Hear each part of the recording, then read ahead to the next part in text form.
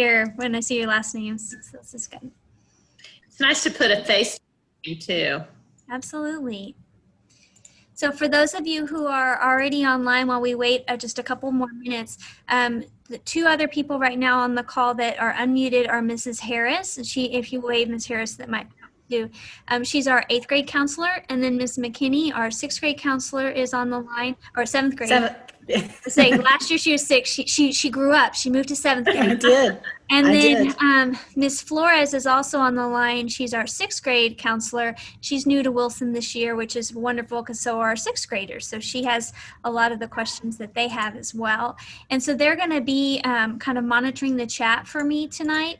And then also I think Mr. Gabert, our 7th grade assistant principal, is planning on being online as well.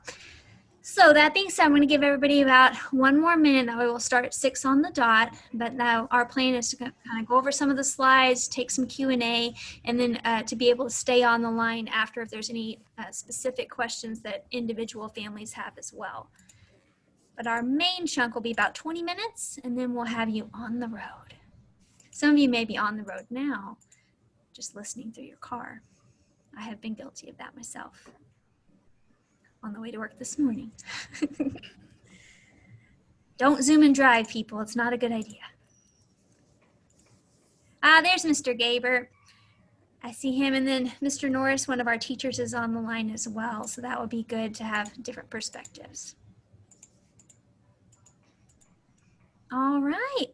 Well, I'm going to get started. And the first thing, if you haven't put faces with the name yet, I'm Mrs. Childress. If you were at Wilson family last year, I was Ms. Arnold and I got married. And so when you get emails from the school or the campus, they're usually from me.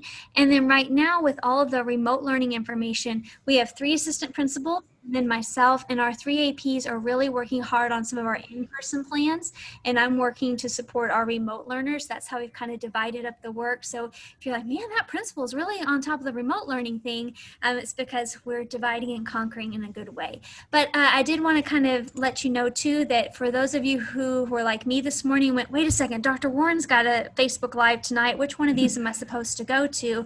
I did not reschedule ours because so many of you have tight schedules, but I did he sends us his slides ahead of time, and there were 3 remote learning slides. The bulk of tonight's Facebook Live for him is about athletics, returning to the building, transportation, and meals. So for your remote learners, it's actually, this is the place to be, and he records his, so you can go back afterwards, and I'm recording this one, so if you have any friends you want to share things with, but I'm going to go over his slides real fast and then kind of dive deeper into our Wilson slides.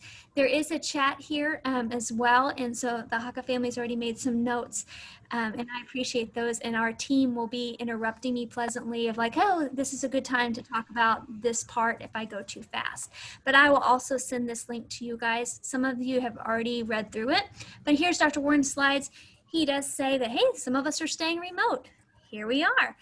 He talks about the elementary school plan, and that for most, if you have a younger brother or sister or younger child, most of their plans stay very similar. And the reason for that is if you're a 2nd grader, you're a 2nd grader. That's your schedule. And so it's very, very similar. They may have some slight teacher adjustments, but for secondary students, things get a little bit more complicated because they have 7 to 8 classes. Different teachers and different certifications that we have to make a big master schedule puzzle to make your schedule work. So huge shout out to Ms. Flores and Ms. Harris and Ms. McKinney, who have done hours and hours of behind the scenes work to get your schedules ready. So if you have questions about your schedule, you'll have a time to ask them as well. For us, Dr. Warren talks about that we are returning to an 8 period day. So when we were whole school remote, that block schedule worked really well. The issue is that because so many of our families chose to return to the building, our teachers are doing some remote and some in-person support. So our teachers are going to be back in the building next week on Monday, and their first period starts at 8:50. And if you were still on a remote schedule where first period started at 10 a.m., they wouldn't line up. So you'll see that our bell schedules start to line up together. Some of your teachers might change a little bit. Almost everybody has the majority of their same teachers, which is great because you've spent 5 weeks making relationships with them. And when you start looking in your teacher's Moodle page, this little icon right here, that's the remote learner icon. And so your Moodle pages will have special links for you so that when you click, you can find your things. And we'll talk about that some more too. He said to some campuses, your remote teacher may not be from your home campus. For Wilson, every Wilson teacher, with the case of one very special unit, special education class called Sooo, it's the same, it's a Wilson teacher serving your student, which is great because if you change your mind later and you're back in the building, it's people that you know. So parent info, I will lead off with this. If you're like, I just need to know how to change my mind and be in person, then I don't want you to have to sit through 40 minutes if that's your one driving question. But we know everybody is chosen remote for different reasons. And this is a request that we can honor through the end of this school year. So we're not asking you to come back to the building unless it's what's best for your family. But if you need to, for any reason, if you want to return on Monday, you need to email the counselors at those emails there. And after this, though, you can change at the end of the quarter. So that way the grades can be closed out. We can prepare your child's in-person schedule. So those windows are down below. I know a lot of families are considering that of let's see how quarter one goes. Let's watch the numbers locally and see what happens. So at the end of quarter one, at the end of first semester, and spring break is the end of third quarter, you can choose to come back to the building. All right, so for us, some of this is the same presentation that your students saw during advisory, but a couple of tweaks for parents because kids, sometimes the parents have some different kinds of questions than you do. You just want to know, when do you get to get lunch? Can I log off and get on Netflix during my break? So I had given them a little information ahead of time. The big thing here, your kids will have a daily lunch break. They will have a daily advisory, and they will have time during their day to work at their own pace. When we say independent work time, that doesn't necessarily mean log on to my Netflix and sit back on the couch and have my Cheetos and not do any schoolwork. It means that you can do it on your own pace. So some of the things we talk about are synchronous assignments, like this is the set time to do it. For families, that's like, if I want to watch Family Feud on the TV, it's on at 6 and I have to get on at 6 or I miss part of it. The asynchronous assignments are more like Netflix. You watch it on demand. And so those are when you're ready to press play, you press play. So you'll have some assignments that you're checking in with the teacher at that certain time. And you'll have some assignments just like now where you're working at your own pace and your family will figure out that schedule. And we'll talk about that. Most every day you have 3 to 4 synchronous assignments, 3 to 4 Zooms.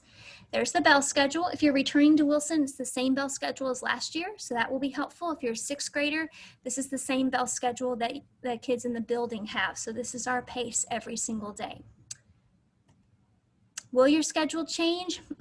For most everybody, the order of their classes had to change a little bit because if you think about it, if I had Ms. Flores' first period, well, now she's teaching about the in-person learners' first period. So she has a separate period just for you later in the day. But most everybody has the exact classes. So if you're taking Project Lead the Way, you're still taking Project Lead the Way. So that's the good news there too. What will your schedule look like in remote? So you're checking in 3 to 4 video conferences a day. I sent it all to you. So if you haven't seen that email yet from yesterday, and we'll preview that, that has, here's my Monday, Wednesday, Friday schedule. Here's my Tuesday, Thursday schedule. So questions I've been getting about the kinds of learning, they're synchronous. We talked about the real life, real-time Zoom calls, and then the asynchronous. That's your Moodle assignments or Edgenuity. Edgenuity is the new piece because of this remote learning situation, so I'll spend most of that time talking about it. So the 3 platforms, and I don't know if parents, any of you have seen that Zoom or that meme where it's basically this guy's just talking gobbledygook and it's like, hey, I need you to log on to the Moodle, to the Zoom and upload it to the Zork by, don't forget to log into the Frigamarack. Like all these apps have different names. So this is the translation for what those are. So Moodle is just our management system. Some schools use Canvas, some schools use other platforms, but it's where they find their work, where they find their attendance. And that's the main hub for everything.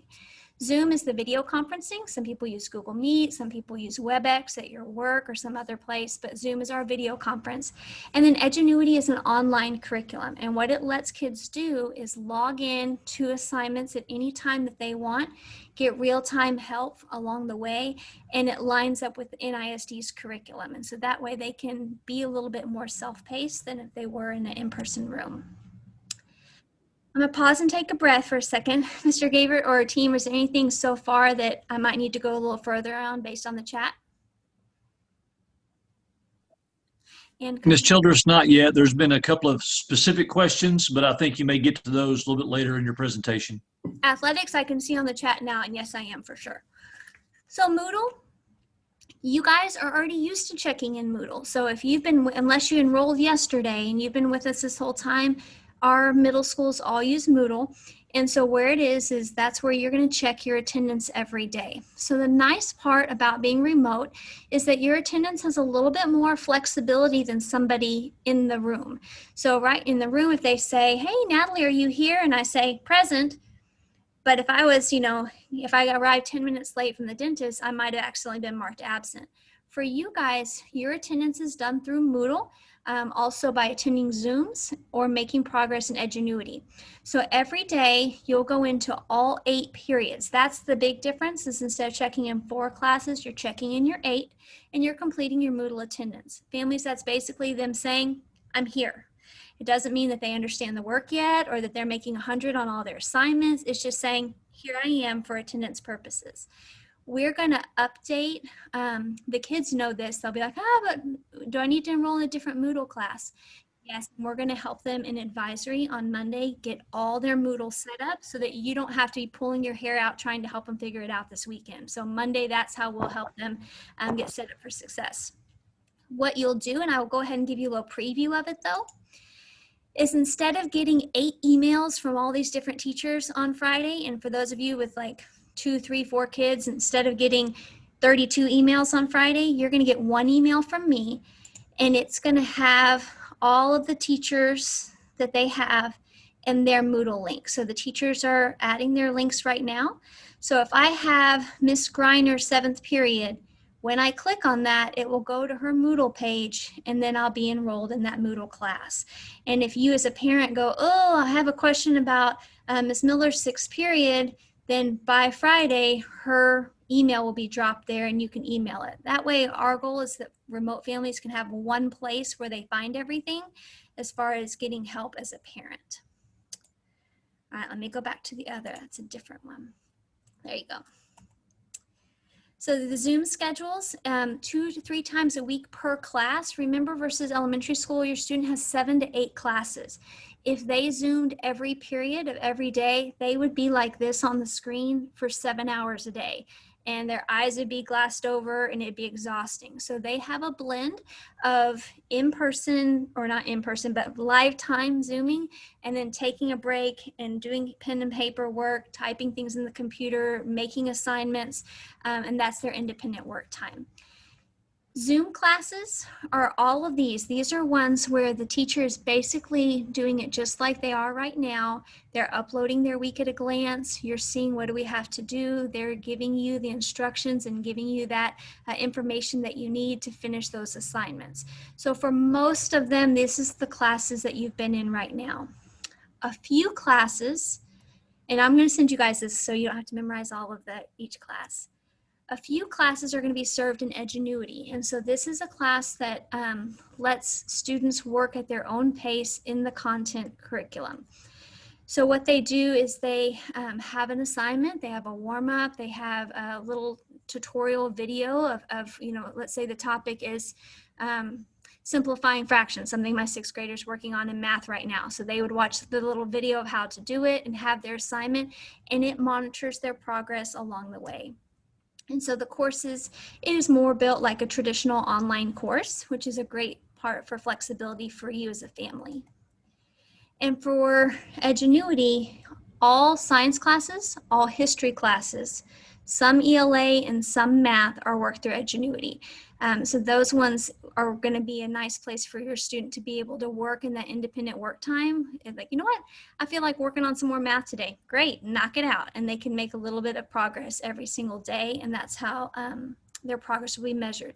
They're supported by a Wilson teacher who's certified in that subject. And so if I'm Miss Molinax and I'm supporting 8th graders in U.S. history, I'm still available. I'm still Zooming with them, but the task may be, hey, you guys need to make this much progress in Edgenuity, and I'm setting up individual conference times to help you with the tutorial side of it.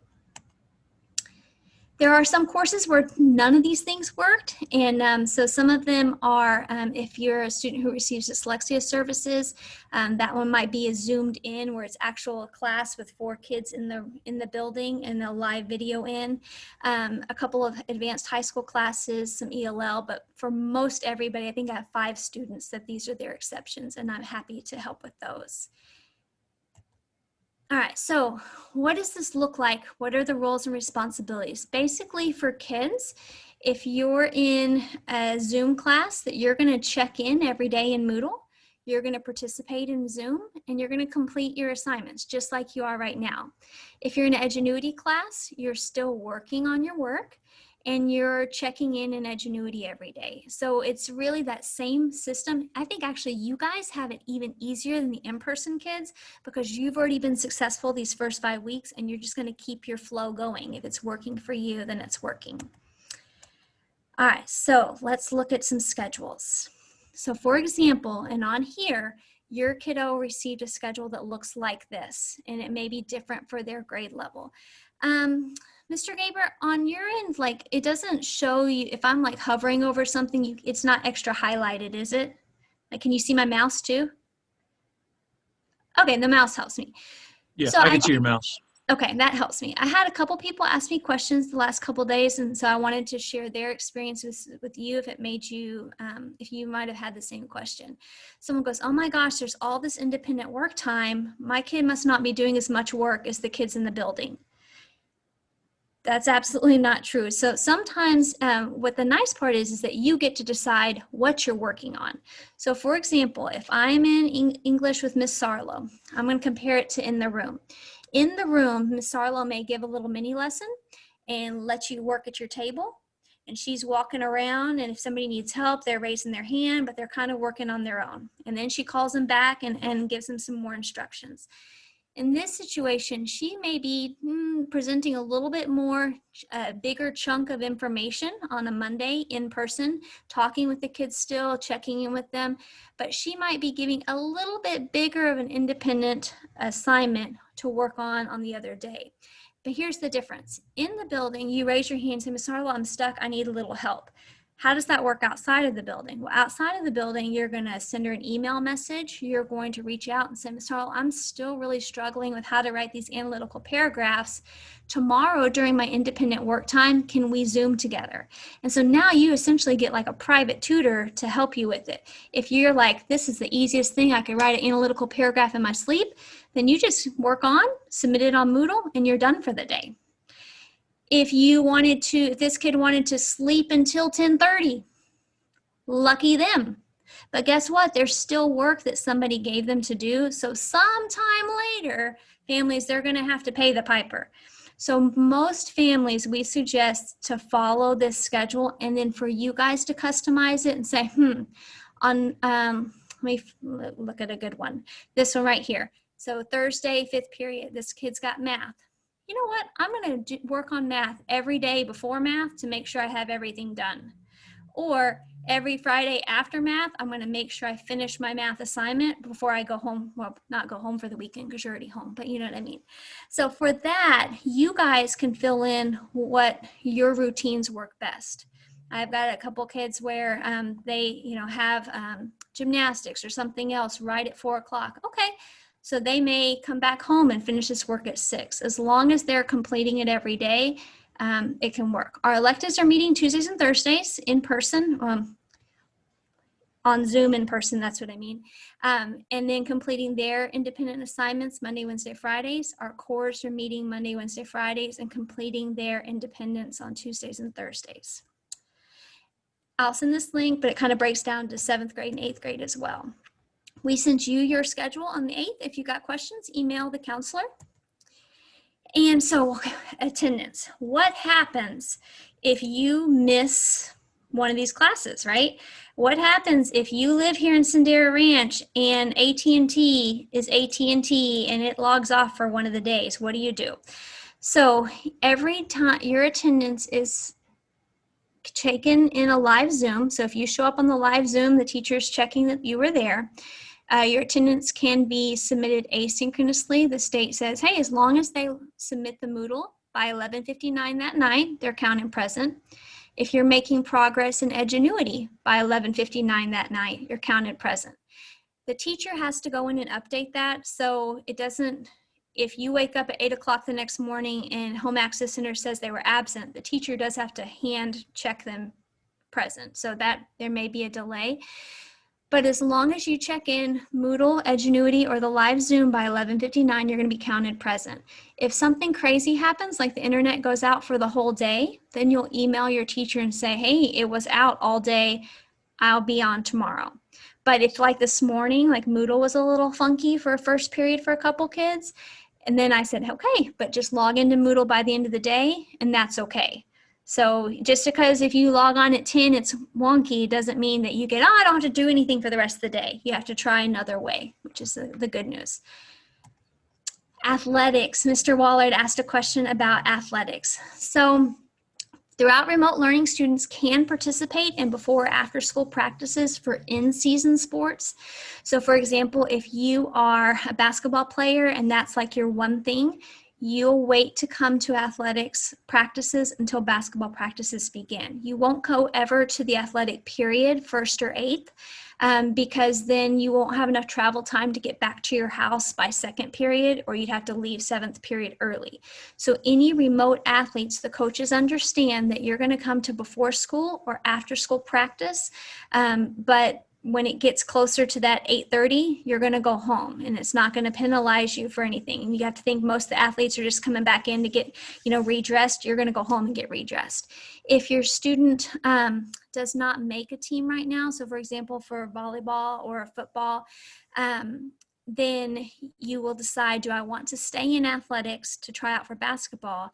And then you're just going to complete the remote choice board. You won't actually come to the building for the athletic period. So they'll have tasks, conditioning, weightlifting, that kind of thing, modified for at home. So for Mr. Waller, hopefully that answers that. If you don't make the team, you can still be in athletics, but you won't come up to the building unless you're right now cross country, volleyball, football, and tennis. There's one more. Or cheer. Cheer counts there too. This is part of Dr. Warren's presentation. If you are an athletic family or a family with athletes, there are some updates for the gymnasiums. They are going to be at 50% capacity. It's only going to be family members right now, no student section. The coaches will probably be sending you information about how to pre-order your tickets for varsity. For middle school, they can buy them at the game. And we clean it between each game. And so there'll be an exiting of the gym and then a re-entering of the gym. You have to wear a mask as a spectator, and there'll be every other row to participate. Football is very, very similar, except for that you can bring your own lawn chair. How lovely. So I'll send this one to you. It just is kind of a document that the district came out with today, in fact, for remote learners. So it is an option to go remote, but if student is continually having trouble with remote and it's not related to their health, then we may kind of come back and go, hey, is this really the best fit for you? I'll give you a little preview of it. Basically, it says, hey, here's what you have to have for your computer, which most of you already do. Talking about coming into attendance every day, which we just did. And it talks about, completing your work, participating in online. So if you've got your camera off and never, talk at all, that might be a conversation. And it sounds really, really long, but most of our Wilson families have been doing such a fantastic job that if you had already had one of these issues, one of the APs or counselors would have reached out to you as well. But it does kind of go into detail, and I know some of us are detail-oriented people, so that will be there for you. Again, just in case you changed your mind.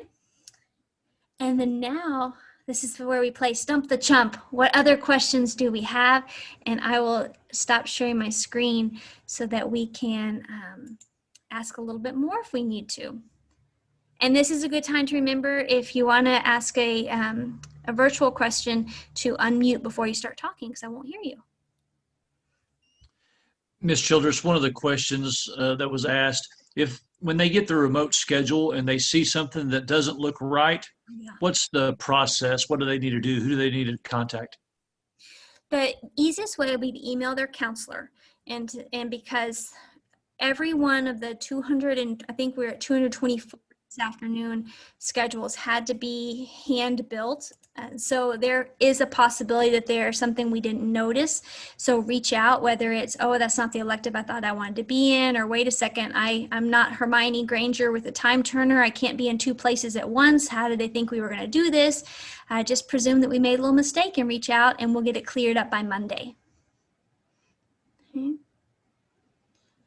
All along the way, one thing that I want all of you to know is that every remote family has their own reasons for going remote, and the Wilson family is no different. And so I'm very, very thankful that we have the opportunity to support you in this way. Our goal, especially through advisory, is to make sure that our remote learners feel a part of Wilson, because they are. And so whether, especially if you're a 7th or 8th grade family where you have friends in the building already, and you know what you're missing, it's a hard choice to be remote, but we respect that choice. If you're a 6th grade family and you haven't been to the building yet, we still want you to feel a part of the Wildcat family. So anytime along the way that you have suggestions, some of our advisories like our homeroom, when we do culture and kind of more social emotional building and make connections as Wildcats, I love getting ideas from your students. And so if the remote kids, if they go, you know what, we really need a lesson about this because this part is hard for us. Or, you know, the remote kids wanted to make, somebody asked me, could they make a newsletter? And I was like, try it. Like, show me what you got. What kind of things do you think that students need is in a newsletter? So the nice part about us is we get to experiment and be the first people to do this and kind of make Wilson history. And so where I don't ever want it to feel like two separate schools, there will be a lot of communication that, hey, remote learners this, in-person learners this. And so any place that we can let you guys shine in ways that are different than in the building activities, I'm open to that. In any place where you think, is that open for us too? It is. So if that time comes, for example, next Wednesday, we're having picture day. How does that work? I'm a remote student. I still want you in the yearbook. You still want to be in the yearbook. And so there's a link where you can upload remote learner pics so that you can be in the yearbook, as far as like your desks and things. That's going to be a cool part of the Wilson yearbook, because hopefully no other Wilson yearbook ever will have a pandemic in it. But your picture is going to be there too. So Mr. Gabriel made a sign up genius for that. And I sent that out in the parent newsletter, so that you can pick a time next week to come and take your picture. And if for health reasons you can't come up, Jostens has an option where you can upload your own passport picture of yourself. So that's going to be cool too. So you don't even have to come up to the building. Somebody had asked me, can remote learners still come to Wilson tomorrow for the guided tours? And the answer is yes. I feel like I've given the in-person families enough time to reserve their spot. So if you're a family who, especially 6th grade families, that's thinking, maybe at the end of this quarter, I want my student to come up, maybe we just need to see the building, then there is a link for that. And we have guided tours happening all evening tomorrow up at the building. I know that's a big deal for families. Okay. Anything else? What do you think? What I'm hoping for you guys is that you know the contact people now. So the counselors, Ms. Flores, Ms. McKinney, and Ms. Harris. And then the APs are always happy to help. Our front office is happy to help. I just want your kids to feel on Monday that they're having a confident first day of school, that they know what they're supposed to do. So what you're going to be on the lookout for is on Friday. I'm going to wait till after classes are done so nobody gets confused about, is this link for today or for Monday? But Friday afternoon, you're going to get a link to that big document that I showed that has the teachers' plans, then as families, y'all will need to kind of go, okay, first period, it says you have Miss Clower. Let's find Miss Clower. Click that link, and that way you can enroll in the class and have her Zoom links. She's not going to email all those out for you. Second period. So remember, you got to go through all 8 periods. That's going to be your big change, kids, is that you got to think about 8 periods in a day instead of 4. But the good thing is you're only zooming in, checking in with 4 a day, but you still have to think about 8. Okay. Mr. Gabriel, how's my chat? Oh, yes. Oh, to clarify, Mr. Waller, yes. So there is an athletics period from 8:50 to 9 whatever, and from 3 something to 4:10. But the bulk of their practice is before school. Andy, do you remember, Mr. Gabriel, what time, like before school football practice? My student is a Wilson alum. I'm trying to remember when I had to get him here for tennis, like at 7:30 in the morning for tennis, for example. And then they'll practice up until around 8:30. So what they will cut their practice off just a little bit so that they'll have time to get ready for their Zoom classes. Ms. Phelps, that's a great question about Edgenuity. I'm so glad you asked. So next week, in each of the classes, the teacher is going to walk them through how to get into their Edgenuity, what they're going to do. So for those classes, and just like in the building, the first day of Monday is going to be like a first day of school where we're having to kind of go over some rules and go over some procedures. Online, it's going to be a little bit of a first week of school too of, okay, guys, here's how you log into Edgenuity. So they're really going to kind of handhold a little bit. And then by Tuesday or Wednesday, they'll be off to the races and a little bit more independent. So families, that's a really good question because I know that the level of supervision you probably had to have with your student week 1, and now it's week 4, and you're like, all right, they got this. They know how to log in on their own. I don't have to check in so much. Next week, you may have to kind of go back to if you're at work texting, hey, it's second period. Did you get online? And then after next week, I bet they'll have another rhythm to it again. But if you're like me and my alarms are set for like mine are set for like all the Zoom times, you may have to change your alarms to the Wilson Bell schedule because you don't have a bell at your house like I have in my office or in the halls to alert you that it's second period, I need to log on again. Okay. There's one question in the chat, Ms. Childress. I think Mr. Bell is asking about if you're a remote learner and you'd like to come back to in-person learning, what is that process? So if you are wanting to come back to in person, then you email the counselor this week. And then after this week, once we've started this process again and gotten everybody in the rhythm, then you would email, and the schedule change most likely would not take effect until the end of the quarter. And so we have this week to make a decision, and then we'll be all together on remote for 5 weeks, and then we'll give another opportunity because you have to think that right now it's a natural time to make a shift where classes are changing and things, but in 2 weeks classes are set and your students kind of coming in the middle of curriculum, and it's just a bumpier transition. So we suggest to wait to do now or wait till the end of a quarter. And then Mr. Bell, the 7:15 to 9, was that when they said practice was? I'm guessing that. And so they would just leave at 8:30 most likely, but I would email the coach and say, what time are you dismissing remote learners? But remote learners, and that is one thing that Coach Johnson, the athletic coordinator, is talking about. Dr. Warren Zoom is about athletics tonight, and he's making the point too that remote learners aren't penalized for leaving those practices a little bit early as things are winding down because we still value the academic time and they have to have time to get back to the or back home. So if you have a walker or a bus rider, then your child can also request to walk home or ride their bike home from athletic practice or ride their bike to athletic practice. And yes, October 8th is the date. Mm-hmm. So thank you guys so much for investing your time. I know 30 minutes on a weeknight, that's big things to adjust. What I ask for you is that I know a lot of the remote families have started to communicate with each other and have already met friends remotely.